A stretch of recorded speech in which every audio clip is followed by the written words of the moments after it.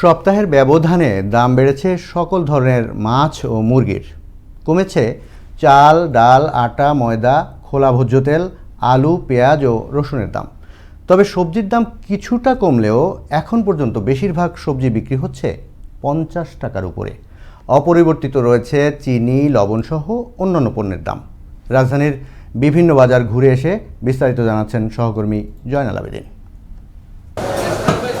সপ্তাহের ব্যবধানে দাম বেড়েছে সকল ধরনের মাছ ও মুরগির।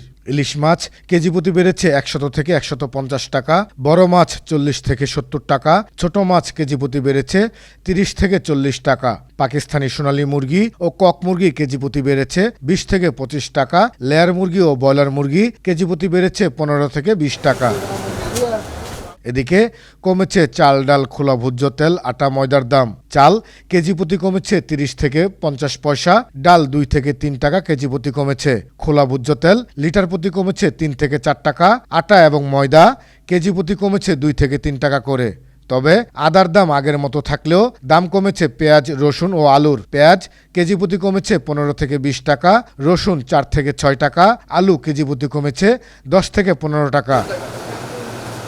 অপরদিকে কমেছে সকল ধরনের সবজির দাম। তবে সবজির দাম কমলেও বেশিরভাগ সবজি বিক্রি হচ্ছে 50 টাকার উপরে। টমেটো বিক্রি হচ্ছে 80 থেকে 100 টাকা কেজি দরে, সিম বিক্রি হচ্ছে 60 থেকে 70 টাকা করে, কাঁচামরিচ বিক্রি হচ্ছে 70 থেকে 80 টাকা কেজি দরে।